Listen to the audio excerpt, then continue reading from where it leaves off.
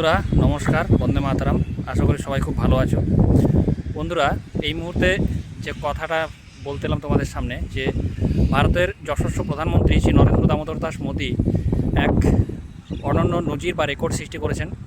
তিনি এই মুহূর্তে ভারতবর্ষের সবচেয়ে সফলতম প্রধানমন্ত্রী তো বটেনই, এবং সেই সঙ্গে দীর্ঘ সময় ধরে থাকা প্রধানমন্ত্রী। এর আগে এই রেকর্ড ছিল জওহরলাল নেহরুর উপর, ভারতের প্রথম প্রধানমন্ত্রী জওহরলাল নেহরুর উপর। তিনি কন্টিনিউয়াসলি সবচেয়ে বেশি সময় ধরে প্রধানমন্ত্রী ছিলেন। আজ সেই রেকর্ড নরেন্দ্র মোদীর নামে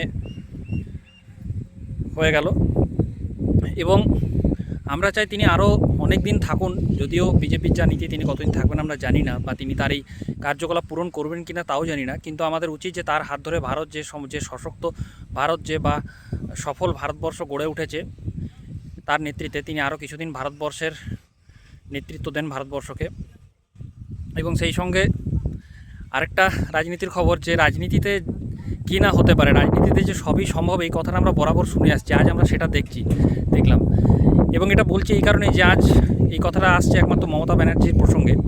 যে মমতা ব্যানার্জি একসময় কংগ্রেস দল ভেঙে বা কংগ্রেস থেকে বেরিয়ে এসে বিজেপির হাত ধরেই রাজ্য রাজনীতি ধরা কেন্দ্রীয় রাজনীতিতে একটা সফল জায়গায় গিয়েছিলেন, এবং পরবর্তী ক্ষেত্রে অনেক ঘাত প্রতিঘাতের মধ্য দিয়ে তিনি নিজেকে একটা ভালো লড়াকু নেত্রীর স্থান দিয়েছিলেন। যদিও তার সাফল্য নিয়ে চিরকালই থাকবে।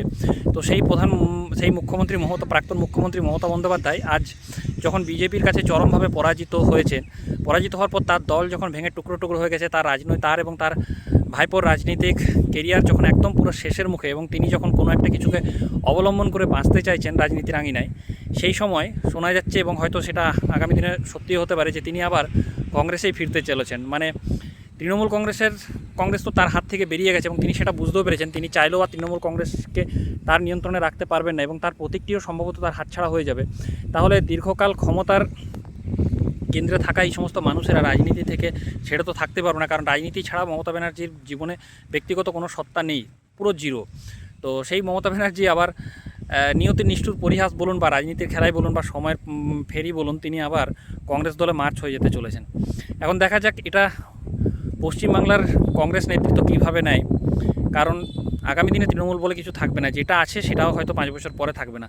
তাদের একটা অংশ এখন বিজেপির সাথে জোট না করেও বিজেপির পক্ষে, এনডিএর পক্ষে থাকার জন্য করেছে। বিশেষ করে অনেক সাংসদ তারা দল ছেড়ে দিচ্ছে, এবং তারা বিরোধী লবিতে নাম করছে এবং নাম লিখেছে, এবং তারা এনডিএকে সমর্থন করছে।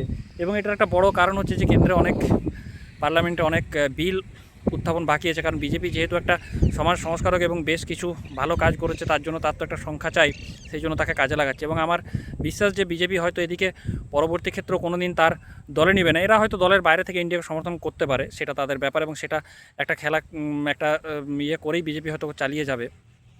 তো এখন দেখার যে পরিস্থিতি কোন দিকে যায়, কারণ মমতা ব্যানার্জি, অভিষেক ব্যানার্জি তো রাজনীতি কেরিয়ার শেষ। অভিষেক ব্যানার্জি আগামী দিনে কোথায় থাকবে, জেলে থাকবে না জেলের বাইরে থাকবে, সেটাও দেখার আছে। আর যেভাবে একের পর এক দুর্নীতির সামনে আসছে, কাজে আর আগামী দিনে কেউ মমতা ব্যানার্জিকে, এমনিতেও উনি কংগ্রেসে গেল, পশ্চিমবাংলায় উনি আর কোনোদিনই সেই তার ইমেজ নিয়ে ফিরে আসতে পারবেন না।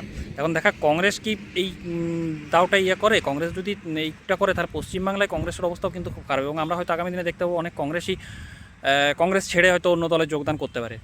যাই হোক, সেটা দেখার। এখন আমরা কিছু ভালোর জন্য আশা করব। যাই হোক, সবাই খুব ভালো থেকো, সবাইকে অনেক অনেক শুভেচ্ছা।